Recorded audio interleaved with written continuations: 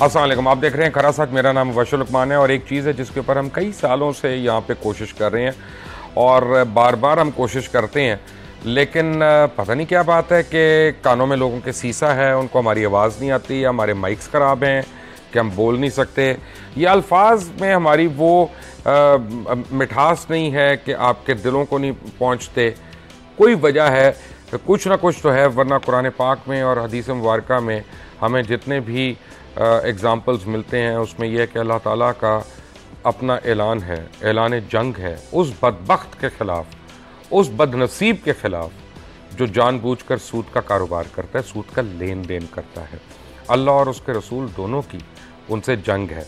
और ये हमारी कई दफ़ा लोगों से बात हुई। हमारे मेहमान गिरामी हैं जनाब अमीरुल अज़ीम साहब, पाकिस्तान जमात इस्लामी के रहनुमा हैं, जनाब अल्लामा हुसैन अकबर साहब मजहबी स्कॉलर हैं, और हुमैरा अवैस शाहिद साबिक रुकन पंजाब असम्बली हैं। और इनकी एक बड़ी वजह है यहाँ पे इनको इनवाइट करने की, इन्होंने पंजाब असम्बली में बड़े अहम बिल्स जो हैं वो पेश किए थे अपने दौर में। लेकिन अमीरुल अज़ीम साहब, मुझे एक बात समझ नहीं आती। मैं वो फ़िलहाल मैं कुरानी आयात और अहादीस का हवाला ज़रा बाद में देना चाहूँगा। ये तो तय है ना, इसमें तो कोई शक नहीं है ना, आप सुन्नी हैं, आप शिया हैं और आप सूफ़ी हैं, यानी तीनों में कोई इख्तलाफ नहीं है ना कि सूद हराम है। अल्लाह ताला ने उसके ऊपर ऐलान जंग किया हुआ है। बिल्कुल सही बात है, सब लोग कोई शक नहीं, कोई शक नहीं, दो टोक। तो फिर ये क्या ठिठाई है हम लोगों की, क्या बदनसीबी है हम लोगों की, ना हमारे हुक्मरान ना हमारी अवाम। सूद को हम बुरा जरूर कहते हैं और हम किन तावीलों में पड़ जाते हैं। सूद कहते किसको हैं? असल सूद की डेफिनेशन पहले तय कर लें जी। यानी जो TORs बना लेते हैं ना, अल्लाह के अहकामात के आगे भी हम TORs बना लेते हैं कि सूद क्या है क्या नहीं है। अरे बाबा, 21वीं सदी है, आप सारे यहाँ पे बैठ सकते हैं तो एक कमरे में भी बैठ सकते हैं, इज्तिहाद कर सकते हैं। क्यों नहीं ऐलान जंग कर सकते आप लोग, अगर वाकई आप लोग इस्लाम के इतना मुहिब्बे इस्लाम है अगर आप लोग। इसमें तो कोई शक नहीं है, जो वईदें इसके ऊपर आई हुई हैं। और मामला ये है कि हम अल्लाह को तो मानते हैं लेकिन अल्लाह की नहीं मानते। और ये सिर्फ सूद का मामला नहीं है, लोगों ने तो नमाज पे भी इतराज़ करने शुरू कर दिए थे। तावीलें जो है वो ज़कात के ऊपर भी, रमज़ान के ऊपर भी, रोज़ा रखने के ऊपर भी, ये बहुत सारी तावीलें जो है वो हर दौर में होती रही हैं। बड़ी हद तक उनका मुंह बंद हो गया। अब ये मामला है हुक्मरानों का। जब तक हुक्मरान जो है वो अल्लाह की मानने के लिए तैयार नहीं होंगे, वो एक ऐसा निज़ाम ज़िंदगी जिसमें बिला सूद मईशत जो है उसके अंदर रवां दमा हो, उस वक्त तक हम इसके असरात को जो है वो हासिल नहीं कर सकते।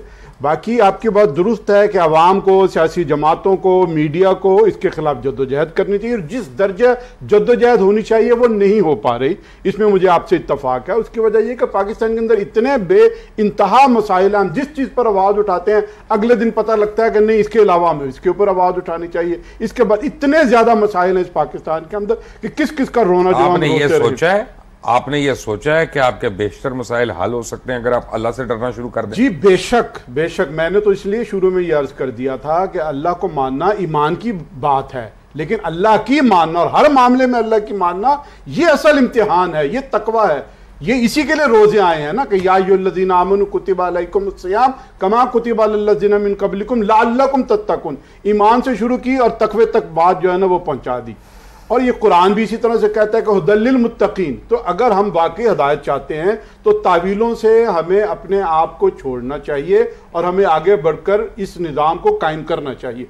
अब तो हालत ये हो गई हुई है कि जिन लोगों ने इस मईशत को बरकरार रखा है, नौबत बईंजा रसीद कि आपका कौमी बजट का एक बड़ा हिस्सा जो है वो सूद की अदायगी में जा रहा है, और हम बड़ी ढिठाई के साथ शराब को तो कहते हैं कि जी ये ममनू है, लेकिन शराब बेचकर उसका टैक्स भी जो है वो अपने बजट के अंदर शामिल करते हैं। हम कर्जे ले लेकर अब इस कौम को, एक तो आपका इंटरनल डेप्ट है, आपका जो एक्सटर्नल इतना बड़ा फौज के अखराज, सबसे बड़ा खर्च जो है इस पाकिस्तान के अंदर वो आपके सूद के लिए जो है वो अदा हो रहा है। डेट सर्विसिंग जो है, जाहिर है जी, डेट जो है वो हम पे करने की कोशिश कर रहे हैं और वो पे नहीं हो रहा, हर दफा बढ़ता चला जा रहा है। और ये हमारी नीयतों का फल है, जो हमारे करतूतों का नतीजा है जो हमारे सामने आ रहा है। हज़रत अल्लामा साहब, बात यह है कि मैं तो बिल्कुल खरी बात करता हूँ, मेरी बात अगर दिल आज़ारी हो तो बुरा ना मनाइएगा, माफ़ कर दीजिएगा।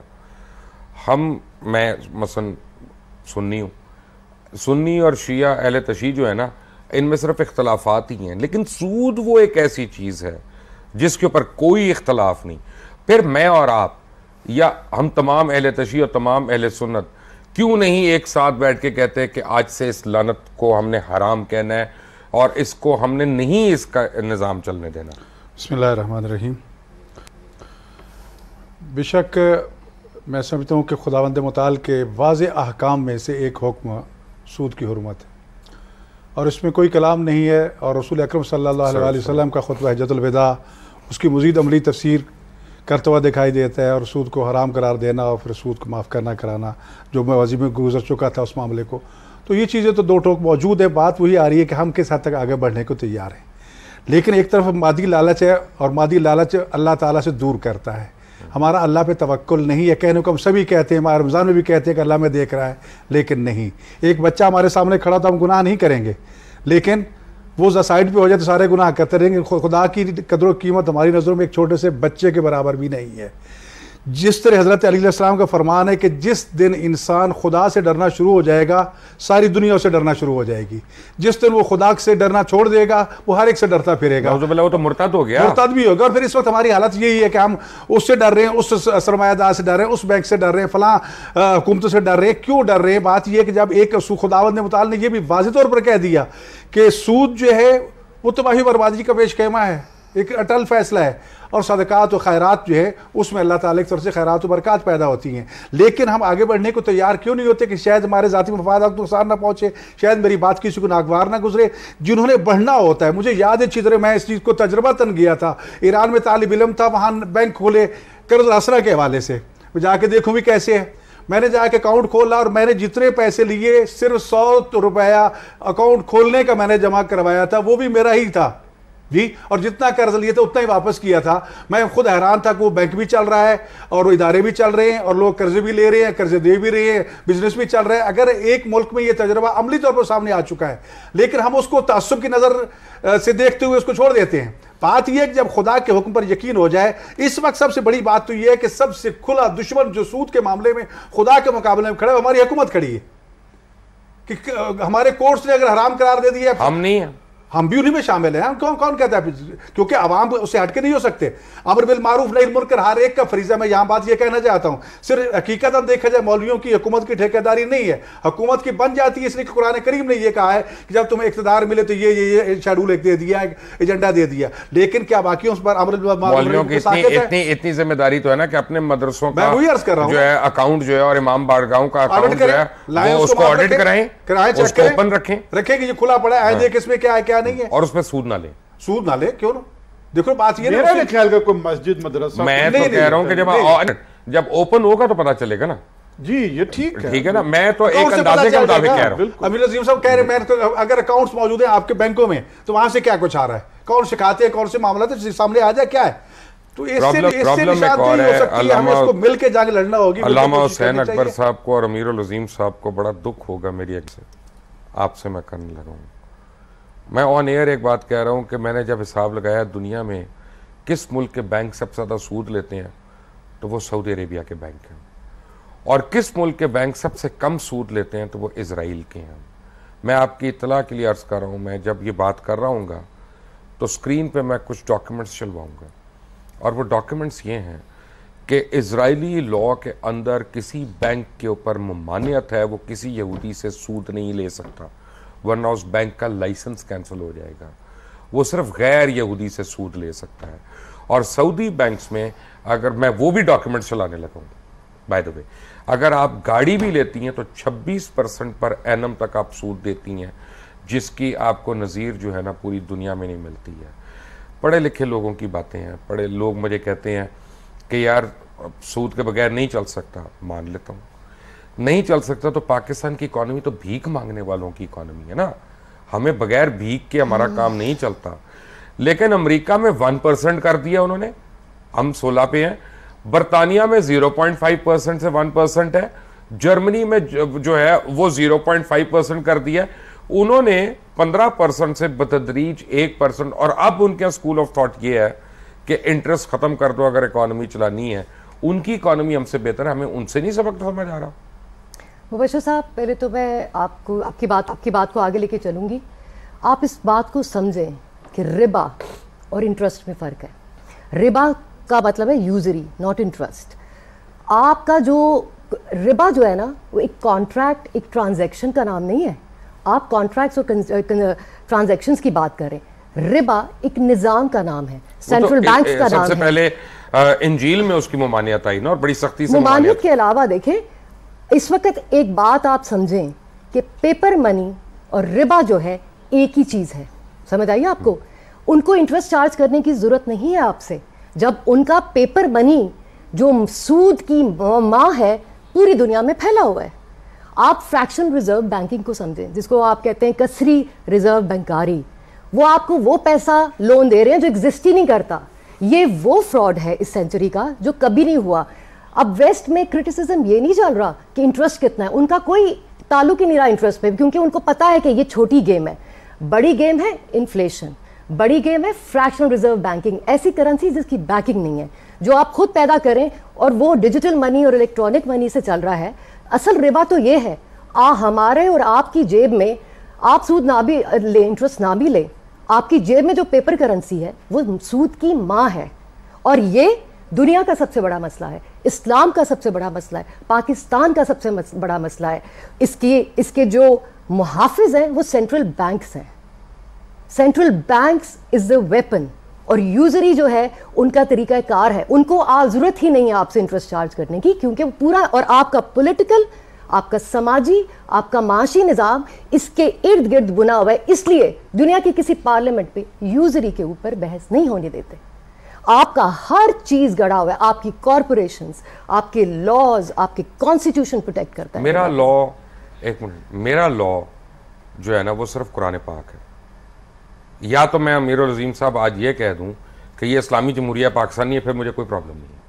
आपका रिपब्लिक ऑफ पाकिस्तान है, और आप अपने कानून में, आइन में से ये बात हटा दें कि इस्लामी कवानीन का निफाज होगा।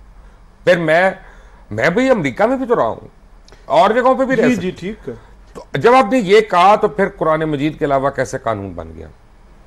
जाहिर है ये हमारे हुक्मरानों की हट धर्मी है ना जी। उन्होंने एक ऐसी कोशिश की है कि जिससे कौम को भी और अल्लाह से भी उन्होंने बगावत की है। और ये कोई आज का मसला नहीं है। मामला ये है कि 1200 साल तक इस्लामी दुनिया में एक मईशत इसी तरह से चलती रही है। बिलासूद मईशत जो है वो मौजूद थी, उसमें पूरा आलम अरब भी था, उसमें अफ्रीका भी था, ये सारी चीज़ें अपनी जगह पर मौजूद थी। दूसरी बात यह है कि जनाब ये इस वक्त जो बैनुल अक़वामी मामलात हैं और जिस तरह से इस्तेहसाल हो रहा है उसमें ये हमारे हुक्मरान आलाकार हैं। और चूँकि ख़ुद ये ताजिर लोग हैं, ये सूद से पल पल कर आगे बढ़े हैं, उसकी वजह से ये यकीन रखते हैं कि सूद के अलावा कोई काम जो है वो नहीं हो सकता। फिर पाकिस्तान जैसे मुल्क के अंदर एक मकरू शक्ल यह बन गई हुई है जहाँ फंडामेंटली आपके पास नहीं है, आप बैंकों के जरिए कोई काम कर ही नहीं सकते। आप एक चीज़ खरीदते हैं, हालात कुछ से कुछ होते चले जाते हैं, बैंक का जो है वो क्लॉक चलना शुरू हो गया हुआ है, आप उसका कहीं ना कहीं जो है जुल्म करते हैं, इस्तेहसाल करते हैं, और उसका यानी आवाम को और अपने कंज्यूमर्स को और अपने क्लाइंट्स को जो है वो उसका कुछ ना कुछ नतीजा फराहम करने की कोशिश करते हैं। फिर आखिरी बात यह है कि देखिए पाकिस्तान बनने से पहले इलामा इकबाल और कायद आज़म के दरमियान मरासलत हुई, आपस में खतूतबाजी हुई, जिसमें इलामा इकबाल ने भी ये कहा कि हम इस मुल्क के अंदर जो तजर्बा करेंगे और ये हमारे पास फंडामेंटल है, हम इसके ऊपर आगे बढ़ेंगे। फिर कायद आज़म रहमतुल्लाह अलैह ने जो स्टेट बैंक का इफ्तिताह किया उसमें दो टोक तरीके से उन्होंने कहा सरमायादारी उसके ये कभी असरात है, कम्युनिज्म इसके ये कभी असरात है, हम एक नया निज़ाम बनाएंगे जो इस्लामी कानून के अंदर रहते हुए और मईशत को जो है वो बिला सूद, ये सारी चीज़ें अपनी जगह पर मौजूद है। फिर उसके बाद जितने भी हमारे दस्तूर बने हैं, 56 का बना है, 58 का बना है, 63 का बना है, 73 का बना है, हर दस्तूर के अंदर ये लिखा गया है कि हम कम से कम वक्त में ये रिबा जो है वो ख़त्म करेंगे। फिर आपकी इस्लामी नजरियाती काउंसिल है, आपके बहुत सारे फैसले हैं। इन सारी चीज़ों की मौजूदगी के बाद मैं समझता हूं कि जो असल आखिरी जद जो है वो लगाई है इस पूरी नेक नीयत के ऊपर वो नवाज शरीफ है, जो खुद अपील के अंदर चला गया और उसने जो है वो जो एक स्टेट बैंक का सर्कुलर था, सर्कुलर नंबर 13, कि जिसमें ये वाजे किया गया था कि फलां तारीख के बाद हम ये सूद का निज़ाम जो है ना वो ख़त्म कर देंगे। और फिर इन्होंने मामला शरीयत कोर्ट के अंदर भेज दिया, शरीयत कोर्ट ने भी उसको जो है वो इंडोर्स कर दिया। इसके बाद ये सुप्रीम कोर्ट में गए, और सुप्रीम कोर्ट में जाने वाला कौन था? वजीर आजम पाकिस्तान, जिसकी जिम्मेदारी थी कि वो इस निज़ाम को कायम करता, वो अल्लाह के मुकाबले में खड़ा हो गया और अपनी पिटीशन जो है वो वहां पर फाइल कर दी। वहां आकर ब्रेक लग गई और जो कानून साजी आगे जानी थी, मईशत का जो निज़ाम आगे परवान चढ़ना था, वो बंद होकर रह गया। हज़रत अल्लामा साहब, मैं अगर एक बात ना, तो आपको तकलीफ होगी, लेकिन मैं चाहता हूं कि आपको तकलीफ हो, मैं चाहता हूं सबको, ताकि ये मेरी तकलीफ जो है उसका अजाला हो। जिस मुल्क को आप लोग बुरा कहते हैं, इजराइल को, बार बार आप उसको शैतान कह रहे होते हैं, ये कह रहे होते हैं, मेरे ख्याल में वो शैतान नहीं है। मेरे ख्याल में शैतान हम लोग हैं। हम लोगों के हाथों से ज़्यादा मुसलमान कत्ल हुए हैं, हम लोगों के हाथों से ज़्यादा मुसलमान ममालिक में कत्ल गारत हुआ है और मज़ीद हो रहा है, और हम लोग ज़्यादा सूद ले रहे हैं उनसे। जिस तरह इजराइल में एक लॉ है कि यहूदी से सूद नहीं लेना, चले हम इसमें मुसलमान से सूद लेने पे तो मुआनित कर सकते हैं, हम वो बना लें। देखिए लुकमान भाई, बात यह है कि जहाँ तक इस कानून का ताल्लुक है, हम एक ऐसा लॉ बना लें, तो बात तो वही आ रही है कि इस्लामी नज़रियाती कौंसिल बनाई गई इसीलिए, लेकिन आज इतना अरसा हो चुका है, उसकी फाइलें गर्द में दबी पड़ी और आज तक उस पर कोई कानून साजी नहीं हो सकी। कहने को सभी कहते हैं इस्लामी जमहूरिया पाकिस्तान और हमारा आइन 100% इस्लामी जमहूरिया और फलान इम्कान है, लेकिन अमली तौर पर हम कहाँ खड़े हैं? जब मुल्क का चीफ एग्जेक्टिव जब वो इस तरह का काम करेगा तो बाकी क्या कह रहे हैं। नंबर जहाँ तक इसराइल का ताल्लुक है, इसराइल ने भी अपनी एक नज़रियाती स्टेट बनाई थी, उस स्टेट को लेके वहाँ वो चला है, हमारा कत्लेआम भी कर रहा है, फ़लस्तीनियों के लिए हम रोते हैं, ना रोएं, चीखें चलाएं, जो कुछ सऊदी अरब पे अटैक करें, किसी भी करें, तो चारों तरफ से मुजरिम आलाकार हम बन रहे हैं, आलाकार हम बन रहे हैं। यमन पे इसराइल ने कहां से अटैक किया? मैं अर्ज करता हूं, मैं सीरिया पे कहां से किया? मैं अर्ज कर रहा हूं, वही अर्ज कर रहा हूं कि हम ही खड़े हैं ना चारों तरफ। यानी इसराइल पे अटैक किया तो वो जो करना चाहिए वो हम नहीं कर रहे, जिन्होंने किया उनको हम टेररिस्ट करार दे रहे हैं, जो उसका रास्ता रोकना चाहते हैं उनको दहशतगर्द करार दे रहे हैं, और जिनको करना चाहिए था वो यमन पे कर रहे हैं, वो शाम पे कर रहे हैं, वो बहरैन पे कर रहे हैं, चारों तरफ निशाना तो वही बन रहे हैं, मुसलमान ही बन रहे हैं ना। बात मेरे कहने का मकसद ये है कि इसराइल एक नजरियाती स्टेट के नतीजे में वजूद में आया, तो उन्होंने अपने नजरिए को गलत था, सही था। नजरियाती स्टेट है, अभी है, नजरियाती है, वो कायम है, लेकिन हमारा नजरिया कहाँ गया? हमने एक कागजी तौर पर, आईनी तौर पर एक इस्लामी नजरियाती कौंसिल बना दी, लेकिन उसमें जो अफराद हमारे बैठे हैं, अब अगर उनके करियर को सामने रखा जाए, किरदार को सामने रखा जाए, तो मातम करने को जी चाहते हैं कि ये लोग इस वक्त इस्लाम की यानी कानून साजी करेंगे कि जिनका अपना किरदार, जिनकी अपनी सूरत, जिनकी अपनी तालीम तरबियत की ये कैफियत है, वो मुल्क को क्या कानून देंगे। चलो उससे पहले चीजें अच्छी आई, आगे पार्लियामेंट्स ने क्या किया, मेरा मतलब है कहने का मकसद ये है कि आपने जो नुक्ता उठाया है, मुझे बिल्कुल उससे इत्तफाक है, उसमें कोई इनकार वाली बात नहीं है कि जो हमारी जिम्मेदारी हम पूरी नहीं कर रहे। आज अगर हम अवामी सतह पर खड़े हो जाए सारे, कम अज कम खुदा रसूल के सामने इतना तो अपने आप को बरी जिम्मा करार दे दे कि मेरे अल्लाह, हमने तेरे हुक्म की खिलाफ वर्जी हो रही थी, उसके खिलाफ आवाज उठाई है, हमने अपनी कोशिश कर ली है, कामयाब नहीं हो सके, हमारी नीयत करी है, हम तो वो भी करने को तैयार नहीं है। मैं एक बात करने लगा हूं ब्रेक लेने से पहले, और मैं अल्लाह करे कि मेरी बात किसी को बुरी ना लगे या मैं गलत ना हूं। मेरे बेटे ने मुझसे सवाल पूछा, उसने कहा कि बाबा नमाज हाथ खोल के पढ़नी, हाथ बांध के पढ़नी चाहिए। मैंने कहा वो तो तुम्हें अल्लाह ताला बता देगा, तुम जब जो उसकी जस्तजू करोगे, जो मुझे पता है वो मैं ज़रूर बताऊंगा, लेकिन बेहतर शख्स वो है जो नमाज पढ़ ले, कम अज़ कम वो ना पढ़ने वाले से बेइंतहा बेहतर है। ये बात की बहस है कि हाथ कहाँ पे बांधने हैं, किस जगह बांधने हैं या खोल के रखने हैं। दूसरी चीज़, अब आप लोग जो सवालात करेंगे ना, अमीरुल अज़ीम साहब को भी करेंगे, अल्लामा साहब को भी, हुमैरा बीबी को भी, हमें भी आएंगे, फेसबुक पे भी, ट्विटर वगैरह पे। अच्छा जी, मैं गाड़ी लूँ कि ना लूँ उसका, अरे बाबा जिस हद तक ना कर सकते उतना तो कर लो ना पहले, फिर अगली बात पे आ जाएंगे। कम से कम आज अपने अकाउंट्स के ऊपर तो सूद लेना बंद कर दो। मैंने अल्हम्दुलिल्लाह नहीं लिया कभी, मैं फाका नहीं करता, बहुत लोगों से बेहतर रहता हूँ। एक ब्रेक के बाद, टेक अ ब्रेक।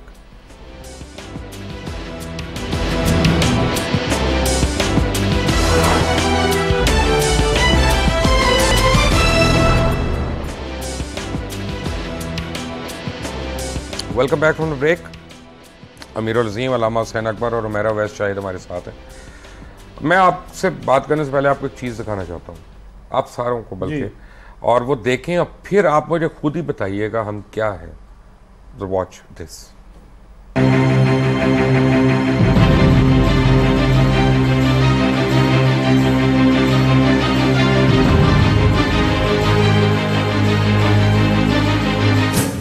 पाकिस्तान में 3 तरह के माशी निज़ाम चल रहे हैं।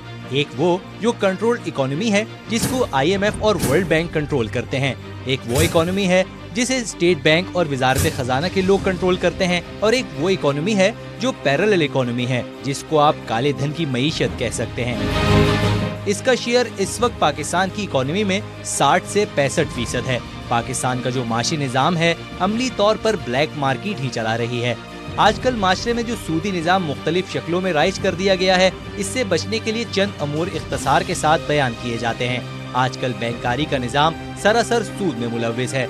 चुनाचे तिजारती कर्जे हों या ज़रई और तामीराती, सब सूद ही पर दिए जाते हैं और कतई नाजायज हैं। अलबत्ता पैसे की हिफाजत या दीगर मजबूरियों के तहत बैंक में अकाउंट खोलना पड़े तो सिर्फ करंट अकाउंट जो सूद से पाक होता है खोल लिया जाए, या सूद से पाक सेविंग अकाउंट खोला जा सकता है, जिसमें अकाउंट होल्डर सिर्फ अपनी असल रकम ही का हकदार होता है। इसके लिए जरूरी होगा कि बैंक को तहरीरी हिदायत कर दी जाए कि वो सेविंग अकाउंट में सूद शामिल ना करे। नफा और नुकसान या PLS के फरेब काराना नाम पर जो अकाउंट राइज किए गए हैं, ये सूदी अकाउंट हैं और कतई नाजायज हैं। बैरून मुल्क दरामद और बरामद के कारोबार में बैंक से एतमादनामा LC हासिल करना होता है। इसमें भी अगर वक्त पर अदायगी ना हो तो मार्कअप वगैरह के नाम से असल रकम के साथ सूद अदा करना पड़ता है, जो कतई हराम है। जरूरी है कि सूद से बचने के लिए फौरी अदायगी की जाए, वरना सूद शामिल होने से ये आमदनी हराम हो जाएगी। सरकारी और नीम सरकारी इदारों में मुलाजमों को तनख्वाहों से प्रोविडेंट फंड के नाम से कुछ कटौती की जाती है, जिस पर इदारा या बैंक मुकर्ररा शरह से सूद देता है, जो फंड में शामिल होता रहता है। जरूरी है कि मुलाजिम मुताल्लिका शोबे को एक दरख्वास्त देकर हिदायत कर दे कि इस फंड में सूद शामिल ना किया जाए। बीमा यानी इंश्योरेंस भी कतई हराम है, क्योंकि इसमें सूद के अलावा जुए का भी अंसर मौजूद है। इस तरह प्राइस बॉन्ड में सूद और कमार जुआ होता है। सरकारी सरपरस्ती में हासिल शुदा लोगों की रकम पर जमा किए हुए सूद को इनाम कुरानदाजी के जरिए तकसीम कर दिया जाता है। बिलाशुबा ये हराम है। किस्तों पर अशिया की खरीदो फरोख्त के कारोबार में नकद कीमत के मुकाबले में कुछ ज्यादा रकम अदा कर दी जाती है, जो सूद है। ये कारोबार भी हराम है।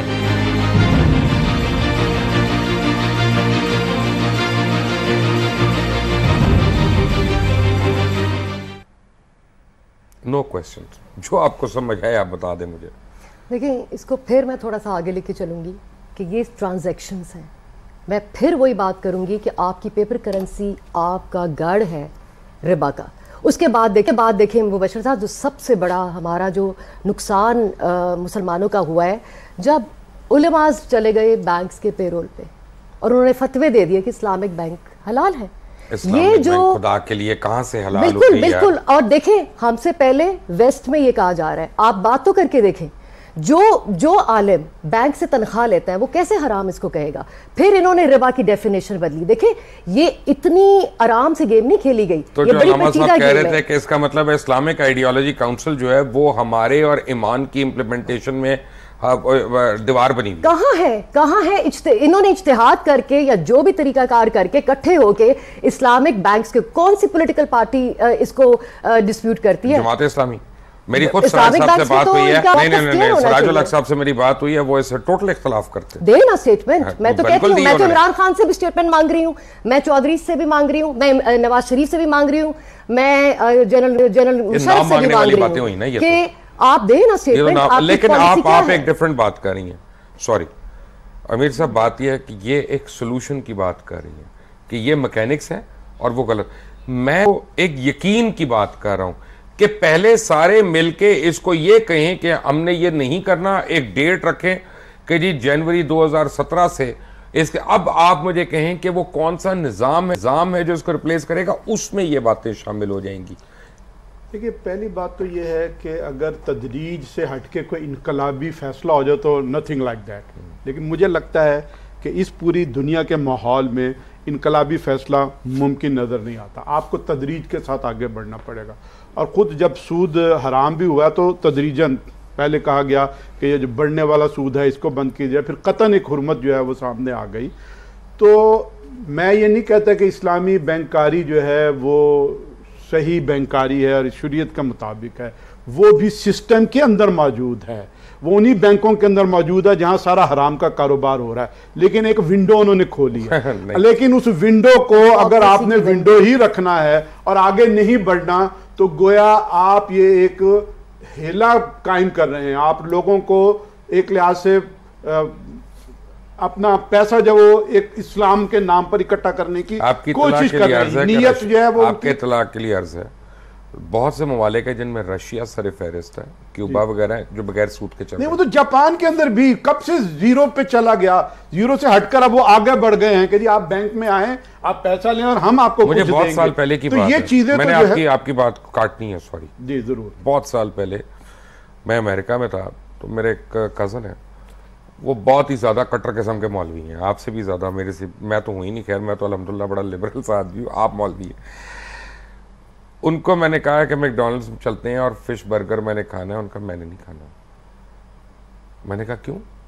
ये तो हलाल है ना भाई, फिश बर्गर है, फिश है फ्राई। उनका जिस तेल में पोक को फ्राई कर रहे हैं उसी तेल में ये भी फ्राई हो रहा है, और उसी तेल में वही फ्रेंच फ्राइज तो वही फ्राई हो रही हैं। मैं नहीं खा सकता। आप यकीन करें, आज तक प्रॉब्लम होती है खाने में, यानी कराहत एक पैदा होनी मतलब ये है कि बात ये कि जो वन विंडो की आप बात करें कि अगर अंदर सारा सुअर का कारोबार हो रहा है और बीच में से एक विंडो में से आप कह रहे हैं गाय का गोश्त मैं ले लेता हूं, यार खुदा के लिए ये क्या? लेकिन मसला ये है कि जिन लोगों ने ये काम किया, एक तो उनकी नीयत, दूसरा ये है कि अब उनका अमल।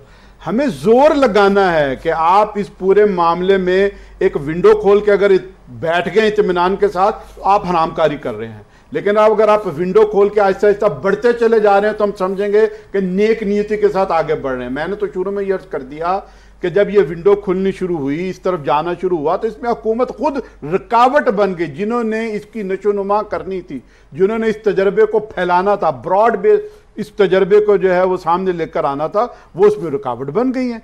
यकीनन उससे हमें वो फायदे जो है वो हासिल नहीं हुए। ये एक इश्तिहारबाजी बन गई है कि आप इस्लामी बैंक के अंदर जो है ना वो अकाउंट खोल लें, लेकिन ये मकसद तो ये नहीं था। मकसद तो ये था कि आप रफ्ता रफ्ता इस एक विंडो को पूरे बैंक के अंदर कन्वर्ट कर दें। अगर आज जमात इस्लामी कॉल देती है सूद के खिलाफ, तो क्या आप लोग इनके साथ शामिल होंगे? मैं समझता हूँ कि इसमें तो दो राय है ही नहीं है कि एक हुक्म खुदा के अमली निफाज के लिए एक शख्स आवाज़ उठाता है और मैं पीछे रहूं। अगर मैं उसका रास्ते में रुकावट बन, तो अगर हिमायत भी नहीं करता फिर भी गुनहगार हूँ, फिर खुदा को मुजरिम हूँ। इसमें तो कोई इख्तिलाफ नहीं, तो कोई मेरे ख्याल इख्तिलाफ नहीं है। ये खुद अल्लाह ने सदा लगा दी हुई है जमात इस्लामी या मैं और अब क्या, उसमें तो बहुत वाज़ेह और दो टोक तरीके से, यानी इतनी दो टोक तरीके से ये कुरान ने बयान कर दिया, अहादीस ने बयान कर दिया है। और फिर अब चूंकि हमारे पास कोई बहाना नहीं रहा, खुद जो आपने तजर्बात बयान किए जो आलमी सतह पर हो गए हैं कि वो इंटरेस्ट को जो है वो कहां पर लेकर आ गए हैं, इसके बाद हमारे पास कोई गुंजाइश नहीं है। हमें आगे बढ़ना चाहिए था, बहुत देर पहले हो जाना चाहिए था। पाकिस्तान बनाने वाले जितने भी हमारे फाउंडिंग फादर्स हैं, उन्होंने दो टोक तरीके से इस मंजिल की निशानदेही कर दी थी। ये सारी चीजें डॉक्यूमेंटेड हमारे सामने मौजूद है। मसला आमादगी के बाद जो है वो मुनाफकत बरतने का है। देखिए, बात एक वक्त जिम्मेदारी वही, अगर आज मैं पहल कर दूं और मैंने कर दिया है, और हर आदमी ये कहे कि मैंने कर दिया, इसे खुदावंद ने मुताल नहीं फरमाया कु अनफुसकुम को, पहले तो अपने आप को जहन्नम से बचाए ना। अगर हर बंदा अपने आप को जहन्नम से बचाना का आज ही अहद कर ले, इसी लम्हे कर ले, इंतजार क्यों करे? हुक्म खुदा तो आ चुका है ना, वो तदरीजी मरहल हो चुका। ज़माना जहलियत था, क्या हालात थे क्या नहीं थे, रसूल अकरम सल्लल्लाहु अलैहि वसल्लम ने बेतदरीज उसको ख़त्म किया। आज तो दो टोक फैसला आ चुका है, आज कौन सी जहलियत और कौन से मामलात हैं। तो लिहाजा हमें तो फौरी तौर पर दूसरा लम्हा सोचना ही नहीं चाहिए कि जनाब हम इसके बारे में कोई रियायत बरतें या ना बरतें। हमें फौरी तौर पर अमल करते हुए सबसे पहले आगे, आज आपने फरमाया कि मैंने तो टोटली ऐलान कर दिया और मैं करता और सूद नहीं लेता, बिल्कुल ख़त्म। क्या आप भूखे मर रहे हैं? नहीं, मैं आपसे ज्यादा खुश रह रहा हूं, यानी उन लोगों से जो सूद ले रहे हैं। तो खुदा का वादा है, जब खुदा ने वादा तो खुदा का वादा तो सच्चा है ना। जब हम में से हर शख्स यही कहे कि लोग इस्लाम है के बाद ये हराम, खुदा हाफिज, इस बार इसको मुड़ के देखना ही नहीं है। मैं कहता हूँ फिर देख लेना, मैशत भी देख लेना, ये निज़ाम भी देख लेना, ये ताजरी भी देख लेना, ये बैंक आलमी बैंकों का हशर भी देख लेना। ये बैंक मिन्नतें करेंगे, समाइतें करेंगे, इनको तो रुख करने वाला नहीं होगा। सिर्फ खुदा पर यकीन करने की जरूरत है और उसकी तरफ हम आने को तैयार नहीं है। और ये अमल आपने से आगाज करना है। जब मैं अपने मैं से शुरू करूंगा तो बाकियों पर आगे चलता जाएगा। हम उसके लिए तैयार नहीं हो रहे। जिस दिन आज भी खुदा बंदे मुताला में तौफीक अता फरमाए, तौफीक के लफ्ज में गलत इस्तेमाल कर रहा हूं क्योंकि तौफीक के मानी ऐसे असबाब का मिल जाना कि जिनकी वजह से हम उस टारगेट को अचीव कर सके, उसको तौफीक कहते हैं। वो हर चीज मौजूद है हमारे लिए, लेकिन नीयत ठीक कर ले। तो और आप लोग अपने अपने इमाम तो हमें अपने हुक्मरानों को भी मुतवज्जे करना है, ज़ाती तौर पर कम से कम जो आपकी हद तक रोल है वो तो शुरू करें प्ले करना। देखें वो शुरू है, लेकिन जिस तरह एक नहीं है शुरू, एक नज़्म की सूरत में, एक डिसिप्लिन की सूरत में, एक तहरीक की सूरत में चीज शुरू हो जाए तो उसके असरात और ज्यादा सामने आते हैं। प्रॉब्लम ये है उमेरा बीबी कि जब हम फाइनली इन सारों को अगर इकट्ठा कर लें या ये खुद से हो जाएं तो उस वक्त हम में से कुछ पढ़े लिखे होंगे जो सूद की असल डेफिनेशन पे बहस करना शुरू कर देंगे और वहाँ हमारे फिर इख्तलाफ हो जाएंगे और हम अलग अलग हो जाएंगे। ये किस किस्म का इल्म और तालीम है कि जो हमें इकट्ठा होने की बजाय तितर बितर कर देता? देखिए जी, ये रोल उलमा का है क्लैरिटी देना, और आलिम हजरात जो है वो खुद ही क्लैरिटी नहीं है उनके अंदर। हम सब अल्लाह के ख़िलाफ़ जंग लड़ रहे हैं। अल्लाह और अल्लाह के रसूल सल्लल्लाहु अलैहि वसल्लम जिसको जब हम मानना शुरू करेंगे, जब हम डरना शुरू करेंगे, जब हमारे अंदर डर होगा, जरूरत नहीं है, प्यार करने की जरूरत है। नहीं, बिल्कुल, जब हमें ये फिक्र होगी कि हमारा अमल सही है, हमारी नीयत सही है, तो खुदा की कसम यहाँ पे चेंज आनी शुरू हो जाएगी। बात ये है, हर बंदे का पीर पैसा है इस वक्त। हर बंदा मुनाफा ढूंढ रहा है, फास्ट ट्रैक, सक्सेस, हर चीज की डेफिनेशन खत्म हो गई है। मेरी एक बात सुने, मैं तो मान रहा हूँ, मैं कसम नहीं खाता, आप मेरी बात है, मुझे पैसा पसंद है और मुझे पैसे के यानी मुझे उसका हसूल भी अच्छा लगता है, कोई प्रॉब्लम नहीं, जायज, सूदी नहीं। जी बिल्कुल, लेकिन मुबशर साहब, जब पूरा जो वीव किया हुआ है सिस्टम, जिसको हम कैपिटलिज्म कहते हैं, जिसको हम सरमाया कराना निज़ाम कहते हैं, ये उसका हथियार रिबा है। आपकी डॉक्यूमेंट्री बहुत अच्छी है लेकिन बहुत सुपरफिशियल है। It does not go to the core of रिबा। रिबा का कोर इस वक्त इंटरेस्ट नहीं है, आपकी पेपर करेंसी है, आपका फ्रैक्शनल बैंकिंग है, आपका सेंट्रल बैंक्स का कंट्रोल ओवर मॉनेटरी पॉलिसी है, असल चीज़ है। और ये उलमा हजरात को भी नहीं समझ आ रही कि वो उनको सूद लेने की ज़रूरत नहीं है। उनकी सूद की माँ ये पेपर करेंसी है जिसकी वजह से वो जब चाहे आपसे वो कर लेते हैं। कहाँ से कंट्रोल आ गया? वो 2% ने 98% लोगों के ऊपर कंट्रोल किस तरह किया? कॉरपोरेशंस इतनी बड़ी कैसे हो गई? मुल्कों से बड़े बैंक हैं आज। पावर कहाँ है? पॉलिटिक्स में नहीं है। मीडिया एक बीच की विंडो है। The banks are the one जो कि असल फ्रॉड कर रहे हैं। बीबी की करिए उन कैरम दी गिटियां रखी अपने नहीं, अवेयरनेस। मुबश्शिर साहब, आप बहुत अच्छा काम कर रहे हैं। पता नहीं हमारे मुंह से निकले हुए लफ्ज कहाँ चले जाएं। असल बात है, अगर हम 3-4 बंदों की भी यहाँ पे नेक नियति के साथ हम एक कोशिश कर रहे हैं तो क्यों नहीं जाएगी? मेरे से तो अभी इन्होंने वादा किया, पहले सिराजुल हक साहब ने वादा किया कि हम इसको कैंपेन के तौर पे आगे लेके जाएंगे। मैं आपको बताऊं, जमात के हवाले से कोई भी फर्द अगर किसी बैंक के अंदर भी जॉब कर रहा है, वो कहता है मैं बैंक का इंटरेस्ट नहीं लेता, हम उसे अपना रुकन नहीं बनाते। बैंक में हम इस तरह के आप तो बहाने ढूंढते हैं रुकन ना बनाने के, लेकिन खैर ये भी अच्छी बात है। लेकिन जाहिर है हमने कुछ ना कुछ लिमिटेशंस जो है ना वो रखी हुई हैं। इसके बाद ज़रूरत इस बात की है कि पूरे शोबा ज़िंदगी में बेशुमार लोग हैं जो सूद के बगैर आगे बढ़ रहे हैं। आपकी अकबरी मंडी, आपके अनारकली, बहुत सारे ताजिर हैं जो बैंकों के साथ सूद का लेन देन इंडस्ट्री में आ जाएं। मैं ऐसे लोगों को जाता हूं जो चिक्स इंडस्ट्रीज के अंदर जो है वो पायनियर्स हैं, बहुत आगे बढ़ गए हुए हैं। उन्होंने कभी बैंकों से जो है ना वो इंटरेस्ट नहीं लिया। मैं ऐसे लोगों को मीडिया में भी जानता हूं जिन्होंने मीडिया चला रहे हैं और इंटरेस्ट नहीं लेते। बिल्कुल, मैं ये कहता हूं कि ये क्लासिकल मिसालें और हर शोबा जिंदगी के अंदर मौजूद है। ये उन लोगों का मुंह तोड़ जवाब है जो ये कहते हैं कि जदीद कारोबार जो है वो सूद के बगैर और बैंकों के बगैर नहीं हो सकता। हमारे माशरे के अंदर ऐसी बेशुमार मिसालें मौजूद हैं और वो कौमी नहीं, आलमी सतह के वो लोग जो है वो अपना कारोबार भी कर रहे हैं और तजारतें भी चला रहे हैं। तो हमें हुकूमतों पर ये दबाव बढ़ाना चाहिए। जहां आप अवाम के साथ हम ये एक अवेयरनेस का प्रोग्राम जो है ना वो जारी रखें। असल मसला तो जो है, अगर हुकूमतों की नेक नियति आ जाएगी तो ये सिस्टम तब्दील हो जाएगा।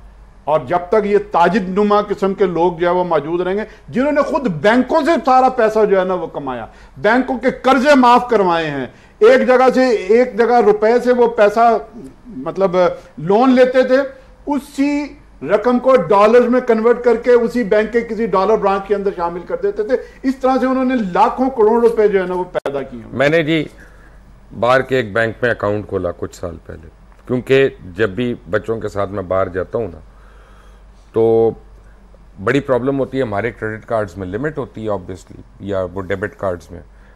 तो आपको तो होटलों का वो कहते हैं आपने एक हफ्ता ठहरना, एक हफ्ते की आप पेमेंट कर दें। पाकिस्तानी को देख के तो वो जो है ना वो ज़रा बिदक जाते हैं। तो जब मैं अकाउंट खोल रहा, पाकिस्तानी बैंक की एक ब्रांच थी बाहर, तो उसने मुझे बड़ा समझाया बैंकर ने। उन्होंने कहा सर इधर तो आपको कोई नहीं देख रहा, इधर तो सेविंग अकाउंट करना, ये तो बड़ी यहाँ पे फैसिलिटीज़ मिलती हैं इसकी। मैं कहा तेरी मेहरबानी, मुझे नहीं चाहिए, क्योंकि मैंने तो अपना वो उस खर्चा जो होता था 10 दिन का वो रखना है। मैंने तेरी फैसिलिटीज लेनी नहीं, तेरी मेहरबानी। आपके बैंकर जो मुसलमान बैंकर है ना वो लोगों को बता रहे हैं कि तुम मर जाओगे, इसके बगैर नहीं चल सकते। लेकिन एक ब्रेक के बाद जब मैं आता हूं तो मैं आपको एक और मजे की बात बताऊंगा। Take a break.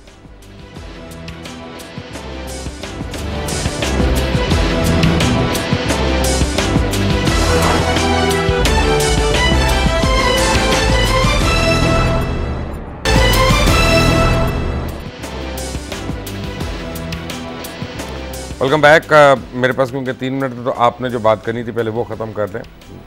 देखिए, मैं यही अर्ज़ करना चाहता था कि जहाँ तक ताल्लुक़ है कि आपने एक तजर्बा अपना सामने पेश किया है, तो इस तजर्बे से हमें फ़ायदा उठाने के लिए आगे बढ़ना चाहिए, कोशिश करना चाहिए। और आपका ये प्रोग्राम जो है यकीनन एक मुहिद मामन साबित होगा इस सिलसिले में। तो एक मुहिम जो है, एक पैगाम जो है प्रैक्टिकली हमें ये भी देना चाहिए उन लोगों को कि आप इस सिलसिले में क्या करें। कुछ जिस तरह आपने फरमाया कुछ तो इजाद करने बैठ जाएंगे ना, जनाब ये रास्ता इसका हलाल का है, ये हराम का है, ये हलाल का है, तो ये भी बता दिया जाए कि क्या करना है क्या नहीं करना।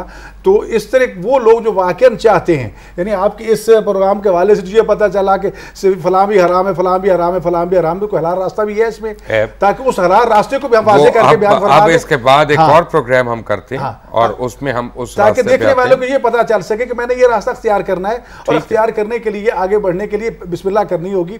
तो यकीनन, और रह गया मामला कि बैंक मुलाजमीन को तनख्वाहें इसलिए दी जाती हैं ताकि वो शिकार घेर के लाएं। अगर वो आपको कन्वे करने की कोशिश कर रहा है, ये बाकी बैंक वाले तो यही करते हैं, घरों में जाते हैं, दुकानों में पहुंच जाते हैं कि हम आपको ये फैसिलिटीज कर दे, ये करेंगे, तो उनको पैसे चीज़ का मिलता है, उन्हें भी हलाल हराम की नहीं है उसमें क्या। फिर आगे मामला फिर भी आ जाता है कि ये इस वक्त जो अफरा तफरी फैली और इसके हराम के नतीजे जो सामने आ ही रहे हैं ना, ये कत्लो गारत, ये हर रोज़ लूट मार, ये सब कुछ उसी रिस्क हराम के नुकसान है जिससे हम दो चार हो, लेकिन फिर भी खुदा के हुक्म मानने को तैयार नहीं है। मुबश्शिर साहब, आपसे दरख्वास्त है कि आपके प्रोग्राम की तवासत से आप पूछें अटर्नी जनरल साहब पिछले 3-4 हेयरिंग्स पे रिबा की जो पिटिशन लगी हुई है फेडरल शरीयत कोर्ट में, अपना मौक़िफ़ हुकूमत देने के लिए क्यों तैयार नहीं है।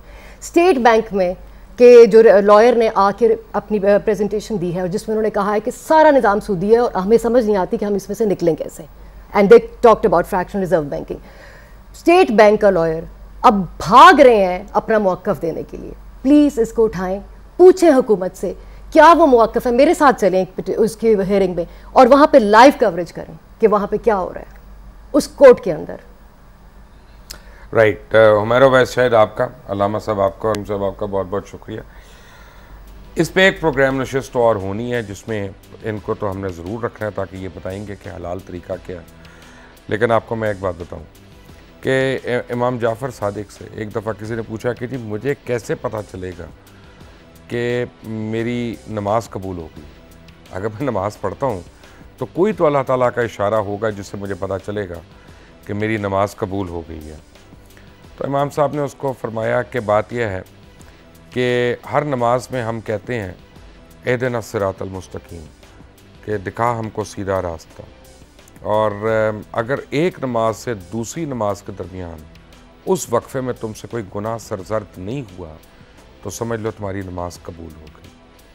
और अगर आप ये समझते हैं कि आपसे एक नमाज के और दूसरी नमाज के दरमियान कोई गुनाह नहीं हुआ तो फिर यकीनन आपकी नमाज में अल्लाह ताला ने बरकत डाली। लेकिन अगर आपकी और मेरी ज़िंदगी में उस चीज़ का अमल दखल है जिसके ख़िलाफ़ अल्लाह और उसके नबी और आखिरी नबी, महबूब तरीन नबी, उनका यानी उनका जंग है, उनकी ऐलान जंग है, और यहाँ तक हदीस है कि नंगी तलवार के साथ ऐलान जंग है, तो फिर अल्लाह मालिक है कि आप लोग अपना क्या हाल कराना चाहते हैं। अल्लाह हाफ़िज़।